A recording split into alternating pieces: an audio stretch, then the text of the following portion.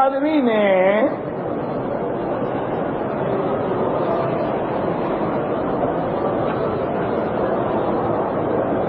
اپنی بیوی کو باقاعدہ سرکاری اسٹامپ پیپر پہ طلاق طلاق طلاق حرام حرام حرام لکھ کے دستخط کر کے بھجوا دیا، شادی کو 7 مہینے گزرے ہیں، 2 مہینے کا حمل بھی ہے۔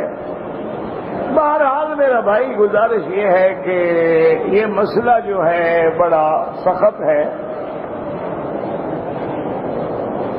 امام ابو حنیفہ رحمت اللہ علیہ اور ان کے اتباع و اصحاب یہ کہتے ہیں کہ اگر کوئی 3 طلاق دے تو 3 شمار ہوتی ہے۔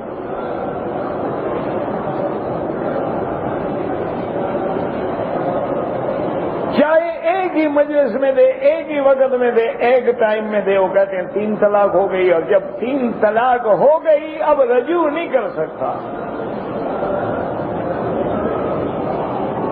فلا تحل له من بعد حتى تنكح زوجا غيره، اب یہ عورت پہلے خاوند پہ حلال نہیں ہو سکتی جب تک کہ وہ دوسری شادی کرے، اور اس شادی کے بعد وہ شوہر بھی اپنے منشے سے طلاق دے، کرائے والا شوہر نہ ہو۔ اللہ کے نبی کی صریح حدیث سے مبارک ہے کہ لعن اللہ المحلل والمحلل لہ، حلالہ کرانے والا اور کرنے والا دونوں پہ اللہ کی لعنت ہے۔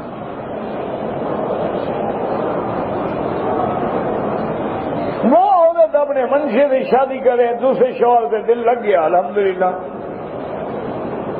اچھا، اگر اس دوسرے شوہر مر گیا، بیوہ ہو گئی، دوسرے شوہر نے طلاق دے دی، عدت گزر گئی، پھر پہلے شوہر سے نکاح کرے تو جائز۔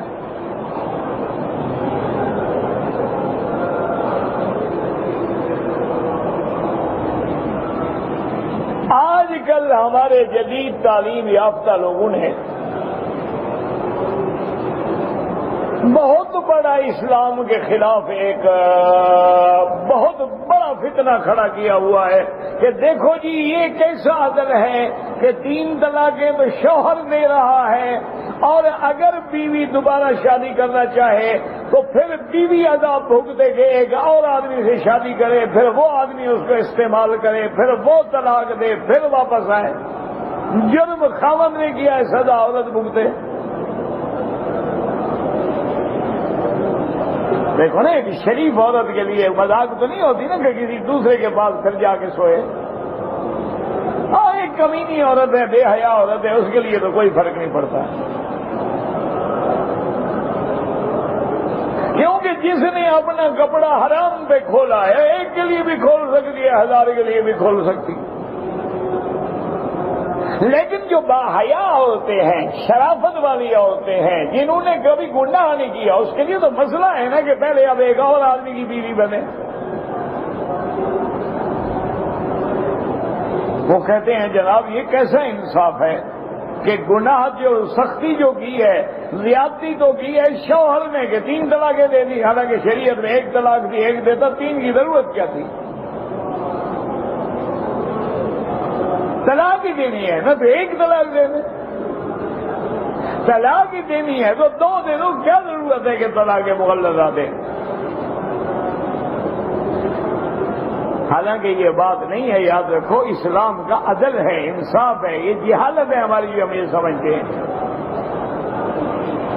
اسلام نے اس لیے پابندی لگائی ہے کہ اب یہ عورت اپنے اس ظالم شوہر کے بعد واپس نہ جائے جس نے اس کو طلاق دی ہے، جب اس نے پہلے تمہاری قدر نہیں کی،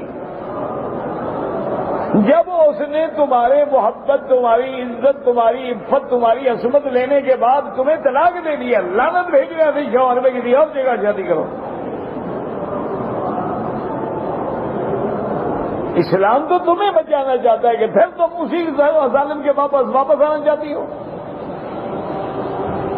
لا یلدغ المؤمن من جوہر واحد مرتین، حضور نے فرمایا کہ ایمان والا آدمی ہوتا ہے ایک سوراخ سے 2 دفعہ تو نہیں ڈسا جاتا۔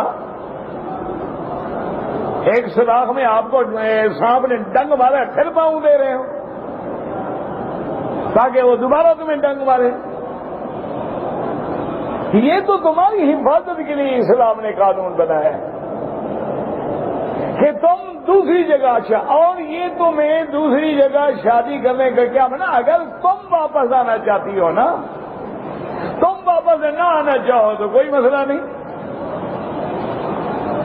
اگر عورت اس کے اتنے ظلم کے بعد واپس آنا چاہتی ہے تو اسلام منع کر رہا ہے کہ شادی کر لو تاکہ دوسرے خاوند سے دل لگ جائے، جان چھوڑے، پہلے کے بعد نہ واپس آئے۔ اور اگر تم نے مرنا ہے تو پھر بھگتو۔ اگر تم نے اسی ذلیل آدمی کے گھر میں واپس آنا ہے جیسے تمہیں طلاق دے کے 2 کوڑی کا کر کے باہر پھینک دیا، پھر واپس آ رہی ہوں